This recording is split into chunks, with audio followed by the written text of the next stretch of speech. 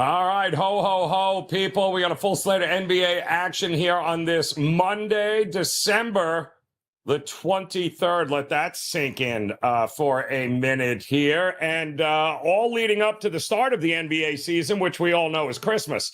But between now and then, we've got plenty of games to go over. And you're in luck because we got two of the best at WagerTalk here to break some of these games down tonight as we welcome in the one and only Skee Prophet in the house, as is the man, the myth, the legend, Mr. Rob Vino, ready to roll as he has been defrosting since about 8 o'clock this morning in wonderful, sunny Philadelphia with a high of 11 degrees today. So welcome in here. Skee and I don't have any of that to worry about, but that's neither here nor there. What we do have is a contrarian God play right off the bat. And we want to send a shout out to those of you guys joining us here today in the chat room or on the rewatch. It's good to have you with us on this Monday.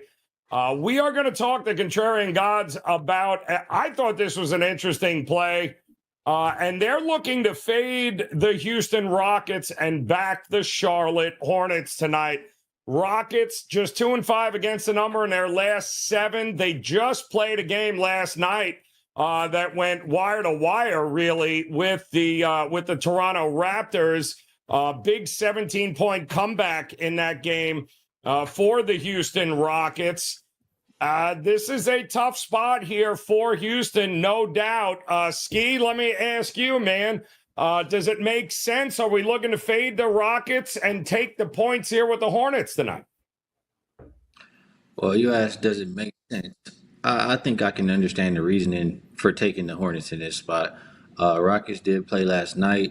They were able to come back and get the win versus the Raptors. They were down by double digits in that game. So it takes some energy to fight. They had 3 starters, played 37. I think they all played 37 minutes.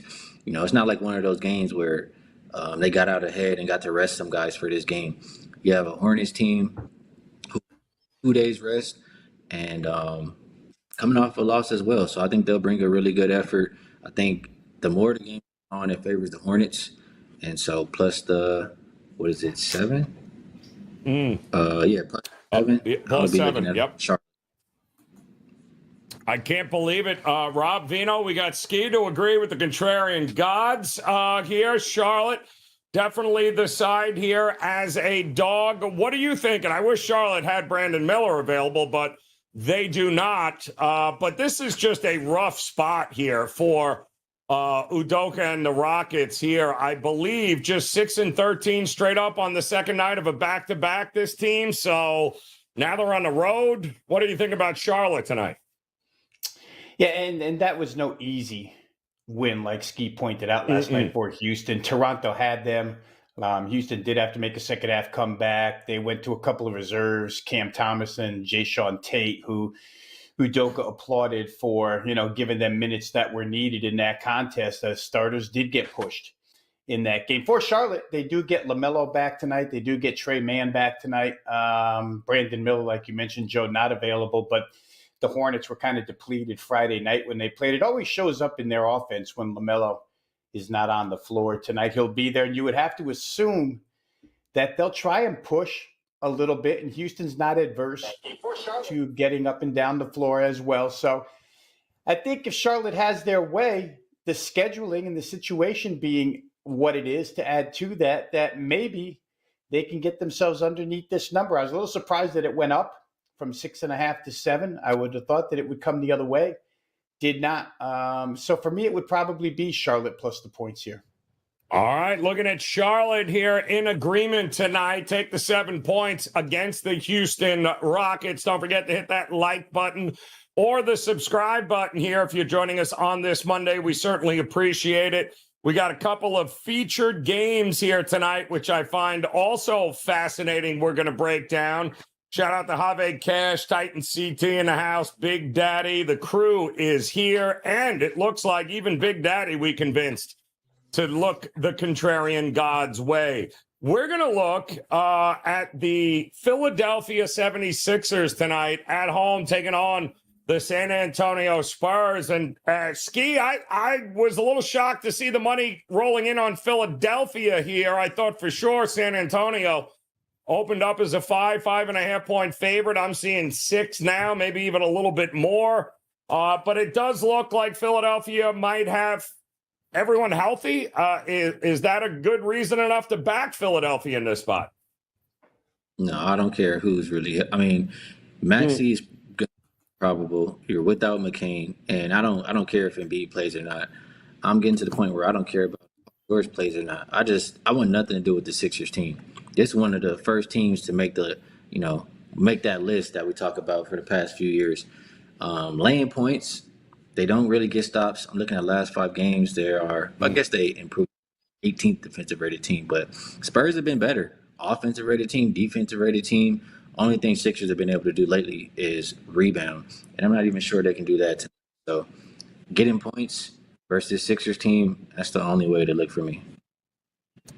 Rob, it's tough to back the Sixers, but it's been when the limited that we have seen with Embiid and Paul George and Mac, when we've seen them together, we get it, right? I mean, they're capable of being pretty good. The question is, you just don't know on a night-to-night, are you going to get all of them? And if you are, what version of them are you going to be getting? They've had a little rest now, Embiid. But do we trust San Antonio to go on the road here and keep it within this number? You know, what's crazy, Joe, is we focus on, are we going to get all of the Philadelphia guys? And for San Antonio, their most recent game was only the second time all year that their projected starting lineup played together. And this will be the third tonight. So they have all their guys as well. They've been a little bit shorthanded due to injury and whatnot throughout the season. So San Antonio probably the overlooked team here. I think the Wembanyama matchup against Embiid kind of negates Joel Embiid. There's not a lot like Victor that can get in there, block Embiid's shot, give him difficulties. So, and even match Embiid if he wants to shoot threes. Wembanyama will go out there and guard him at the 3. Embiid's going to have to come get him. So that matchup, you would almost, I don't even think it's an almost right now. You know what? I think you would give that to the younger guy here for San Antonio. The depth, I think, matches up pretty well from San Antonio's standpoint. And it's interesting that their interim head coach, Mitch Johnson, said they're not going to go ahead and mess with rotations. They're going to let this thing play out now that they're together. They've got a set 9 that they want to go with, and they're going to see how that works out. It worked out pretty good last game. Philly's been good. You're right when all 3 of the big 3 have been involved. But I just feel like San Antonio might be pretty darn close as far as negating one of them and having the same amount of depth. So it always comes down to shooting in the NBA, right, Joe? One of these teams could come out and just shoot the lights out, and who the heck knows? But if we're just matching this thing up on paper and situationally, I think San Antonio has a legitimate shot here to cover the number. Skee, let me ask you, prop-wise, how about the 2 big boys there, Embiid and Wembanyama? I see Wembanyama 24.5 points, somewhere in that ballpark. Embiid, can he? Who wins the battle of points with these big men? Does Embiid has usually had his way with San Antonio in the past here. Do we trust him to get up and over the points tonight? The first thing I thought about was, why is this the feature game? But I guess it's what Wembanyama is supposed to be versus Embiid. Yeah, I guess that. Yeah. I wouldn't trust Embiid at all. Absolutely not. I mean, he might play 10 minutes in this game and go head to the locker room. So if I'm betting anything on point. Him, just be trusted right now until he proves otherwise. I'm not putting my money on him. Wembanyama. I don't have any reason to talk anybody off of that. I think he can do pretty much whatever he wants. Chris Paul assists used to be one of my go-tos as well. I haven't really been following it lately, but I could see that being another way to go to in this game.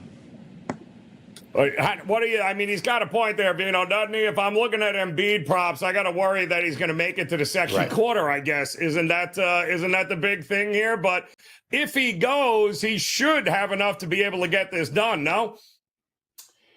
Yeah, again, that is the question, right, John? You could apply that to Paul George, and you could apply that to Tyrese Maxey too, who wasn't really known to be going in this game until, this afternoon. So any one of those three could find their way to the exits early in this game, where San Antonio appears to be much the healthier team at this point in time. I will say this, Philly's off a bad loss to Cleveland on Saturday, lose by 27. So certainly there's a little redemption for them. As far as San Antonio is concerned, I always like these teams, Joe, and I kind of consider San Antonio a 500 team. So if you're 500 or better, it's your first game of a road trip. I always think that the mindset and the focus is there for the road team. Let's go out and do well on this road trip. And then if things go south, they go south. But first game, I like to bet on the team that's on the road. So I think San Antonio is worth a look here. San Antonio, I'm with you. I think they are definitely worth a look or two in this one tonight against the Philadelphia 76ers. We do have, of course, another featured game that we're going to take a look at here, Skee, and that's going to be the Clippers taking on the Grizz here tonight. I did see Bane, all sorts of question marks on whether or not he's going to be going. We know John Morant missed the last game, but you'd be hard-pressed to find anybody hotter right now than the Memphis Grizzlies in this one. But the Clippers will certainly bring the defense here. What are we thinking about this matchup tonight? Yeah, this is another one for me that it's a really, really tough game. Honestly, the two feature games are the two games that I like the least on the whole card. So, Grizzlies, if you can get John Moran and Bane out there, with the injury report the way it is for the Clippers, Zubac not playing, the Grizzlies like to eat in the paint. So if the Clippers are minus a big, they're going to have their way all night long. I think this line could be really short. Grizzlies have been excellent on the defensive end. They're ranked number 2 over the last 5 games. Also the same on the offensive. They should be the better rebounding team in this game, especially if Zubac doesn't play. So being at the house as well, it's very hard for me to look any other way than Grizzlies for this matchup. Do we get in front of this train here, Vino? Is it look like, call me crazy here, but does it look like the Clippers are the kind of team that can slow down the Memphis Grizzlies here? And that's the question, right, Joe? Because what a contrast. One team scores 123 a game. As Skee said, I believe they're number 1 in the NBA in points in the paint. We could look that up, but they were for a long time. They may still be the number 1 team points in the paint. So they want to get to the rim. They want to get to the free throw line. Desmond Bane is a big deal, though, because he kind of allows them to get into the paint. You have to respect him from the perimeter. So not having him could be a bit of a negative for the Memphis Grizzlies. But the point you were bringing up, Memphis is going to run. James Harden is going to crawl. And which one wins out as far as tempo is concerned? I always give it to the home team for the better part of 48 minutes. You're not going to get your way for the entire 48, but Memphis at home should certainly be able to dictate pace more often than the Clippers can. And Memphis has been a really high-scoring first-half team. If LA gets off to one of those slow starts, first half here, Joe, could be even a better bet with the Memphis Grizzlies. So I don't see John Morant on any injury report after missing the game last time out. Yep. So I'm expecting him to play.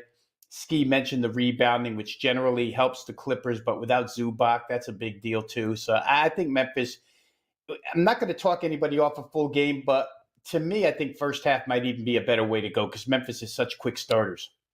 They really are. And listen, I think if Memphis ain't winning early, Rob, they're probably not going to be winning late. So if the Clippers certainly have their way and can control tempo, I know Have Cash in the chat room likes the Grizz in the first half again. Big Daddy's looking at the Clippers and Memphis under the total here, 229 in that one here because of that pace. And oh my God, S. Warriors in the chat room. Holy shit. Look at, they finally got the ankle bracelet off. Good to see, S. Warrior. And yes, the Miami Heat are playing tonight. We'll get to that. I know you're going to ask, so I'll get to that one here coming up for you. But in the meantime, we do have, of course, a total, which I thought was very interesting here tonight. And it features the Indiana Pacers taking on the Golden State Warriors. And what made this interesting is the fact that it opened up in the, low 230s, Skee. And Boy, that's been dropping. We're all the way down now into the 228, somewhere in that ballpark there. It is the Pacers, isn't it, who have actually been playing much better basketball as of late. Whether or not that carries over into this game, I guess, remains to be seen. But do you agree with the total dropping here? I do, and I'm going to be interested to hear from our because I know he would much rather be betting overs than unders. But you said, are they the Pacers? I mean, are they? They're not really playing that same pace that they were last season. That was making it difficult for opponents. And you could just look at the last 5 games, 16th in pace, and I'm pretty sure last year they're number 1, if not top 3, pretty much all season long. The Warriors also surprisingly not playing with pace. They're 23rd the last 5 games. Warriors, and this is what's really interesting to me. Warriors' defensive rating last 5 is 27th, but for some reason, I think 4 of the last 5 games have gone under. You look at the Pacers, they're actually playing defense right now, so playing slower and playing defense. And if you look at them, or if you just think about them in general, they're better at home than on the road. Looking at the Pacers, they are, my bad, you guys. They are, I believe, 17-10 to the under for the first half, but the second half is like the opposite, 17-12 to the over. So they're a slow first half team, and the Warriors are the same kind of deal. Warriors are 20-6 or 26-1 to the first half under. So it makes sense also that the first half total is shaded a little bit more. I think I saw 112 compared to the full game at 228. I've seen plenty of times Pacers come out of halftime and step it up as far as the scoring is concerned. So for this one, I would take first half under 112 from betting. Ooh, I like that look. All right, first half under for Skee in this one. Vino, God, it's got to pain you to look at an under in this game with these two teams. But do you agree with the market move to the under? And if not, is there any value on the over now? We do way too much work together, guys, because I'm going to take that shovel and I'm going to dig until I can find something I can play over with here. I think, and it's funny that as we're talking here, guys, within the last 6 or 7 minutes, this total's gone up. 228.5 to 229. We see a lot of red on 229.5 right now.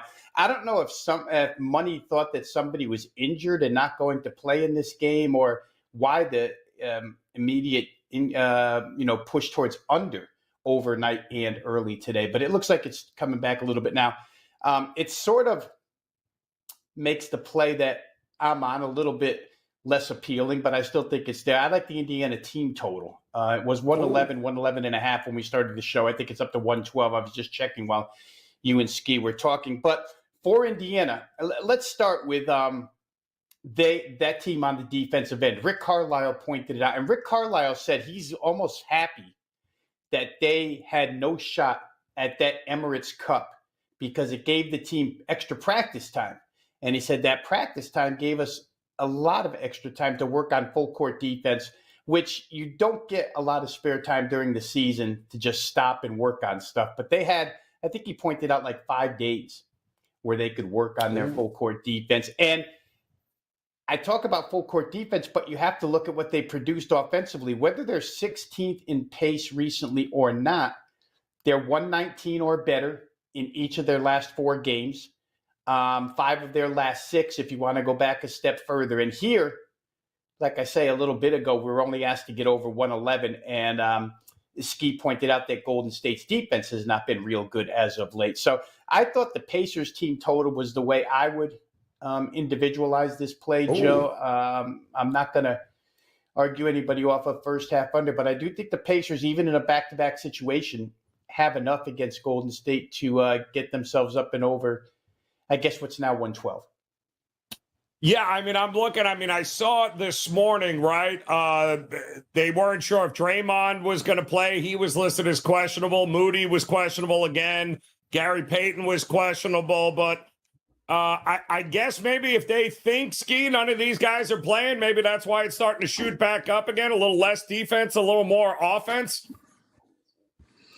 Yeah, I haven't really seen I haven't seen any. The same people who were on the injury report earlier are still on there right now. Well, actually, Gary Payton has been Gary Payton Jr. He's been added to the injury report, so that would be less defense out there for the Warrior squad. That could be why we see a little tick towards the over. So, yeah, I don't like that if I want to bet that first half under.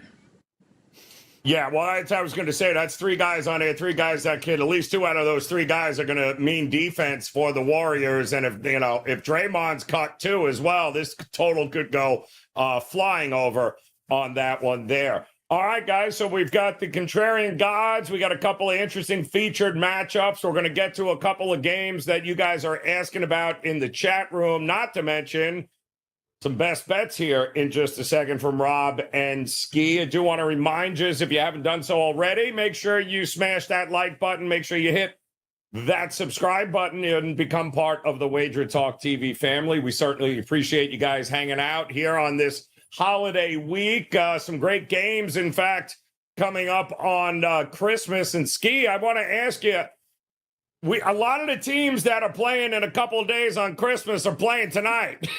So this is, how do you approach, are you looking at maybe some teams, depending on the outcomes tonight, looking to go the other way on Christmas? Because 2 games in 3 days here for some of these teams here, like Denver and Phoenix, to me, is going to be fascinating tonight with Denver off of that big game against, having to go to the wire again last night. What happens tonight against Phoenix? And then 48 hours later, they're in Phoenix. So it's an interesting scheduling spot for some of these teams.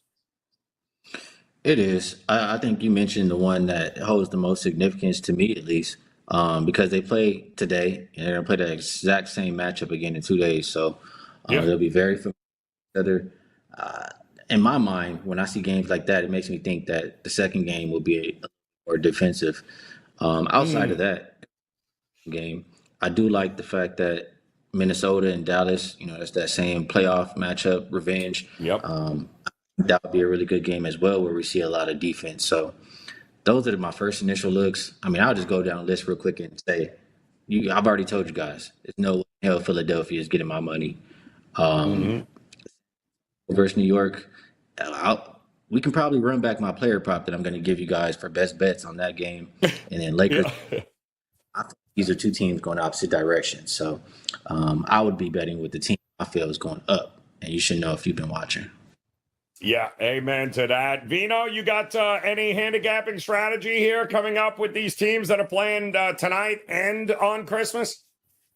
Yeah, I think one of the things you got to keep an eye on, Joe, is Luka's still got a question mark next to his name tonight. Yeah. Are they going to rest him and save him for that Minnesota game at home on Christmas Day in Dallas? Or are they going to play him to get him some minutes so that he's probably, you'll get a day off tomorrow, probably ready to go against Minnesota? It'll be interesting because Minnesota has leaned on their defense quite a bit as of late. I think Wembanyama on national TV to start the day against New York is a big deal. I know the Knicks are 9.5-point favorite in that game.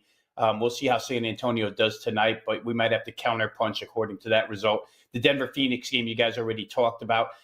The Boston line opened 4.5 over Philly and is now up to 10 in a couple of places. I mean, they didn't even give us a chance. And Boston's already more than doubled the price. But maybe rightfully so in that one. Lakers, Golden State. I should probably ask Skee about this because he's talked so much about Lakers' lack of defense, rightfully so. And this game has been bet under. Maybe more for Golden State. Maybe we'll see who's injured tonight and who might play on Wednesday. But it would surprise me, or it does surprise me, that game has taken so much under money. These lines have been up. Let's also point out that these lines have been up since before the season started. So there was a lot of opportunity to bet these particular games. But that's just some of the stuff I'll be looking at. I think I look to tonight more, Joe, and to counterpunch on Wednesday with tonight's results.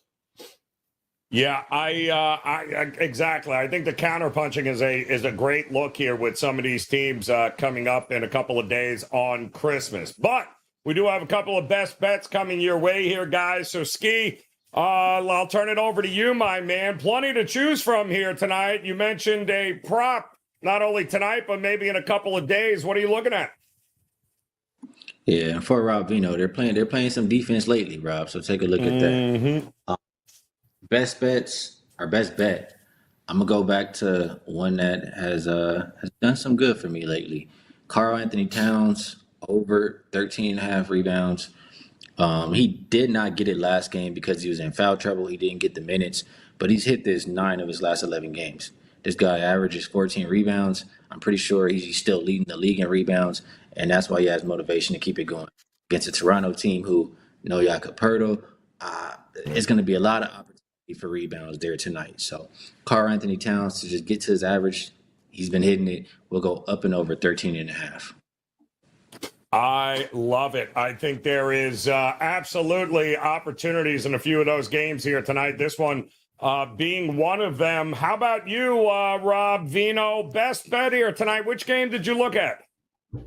Let's just backtrack, Joe, to one that we talked about already. And I do think Memphis first half has to be a play here. They're a 3-point favorite in the first half. They're averaging 65 a game at home in the first half.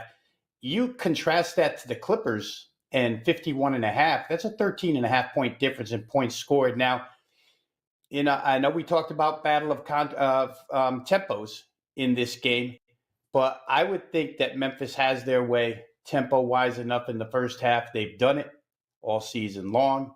Don't know why they wouldn't do it here. I think 3 is a pretty short price. I'd expect one team to get out of the gate quick, one team not so quick. The Clippers are good at coming back.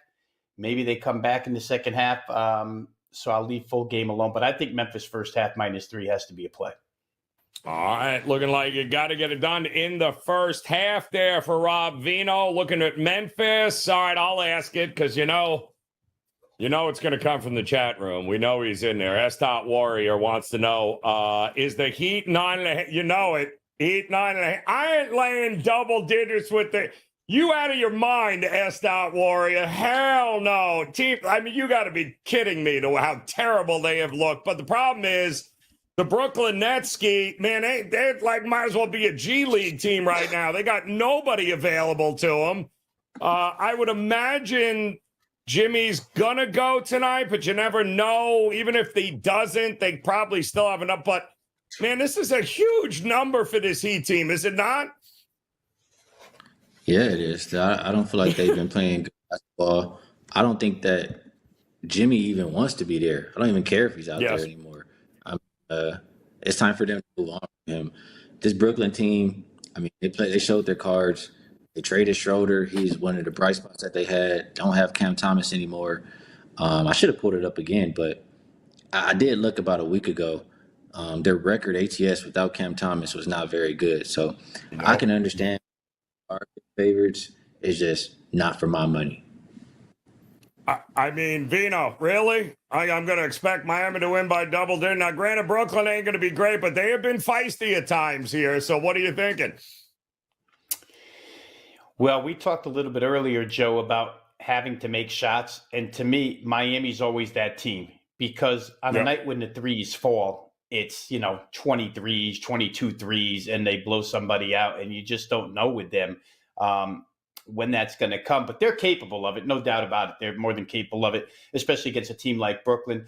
To the point that Skee made, I mean, without Cam Thomas, they just don't have a guy who can go get buckets. Nobody in the class of him. And without Schroeder, they don't have a pace guy either. So it's kind of an odd mix what they're sitting there with now. It's kind of, let's try and play some defense and hang on and hope we don't get killed. We'll slow down tempo. We'll try and play D. But if Miami hits threes, you're not stopping them. To the point about Jimmy Butler, I agree with both of you guys. I don't know. I was going to ask you, Joe, immediately when S. Warrior brought this game up, is Jimmy more of a deterrent at this point in time than a help to the Miami Heat squad? I'm not so sure either way. I'd almost rather run the 3-point shooters out there and let them go try and explode and win games with a good shooting night. But we'll see where Jimmy ends up. I don't think it'll be in Miami for the entirety of the season. And as far as laying 10.5, I'm always one who's looking to play Miami over because I always see that bright spot of them hitting threes. The total here is, I don't know, in the 213 range or whatever. I'll check it right now. Yeah, about 213.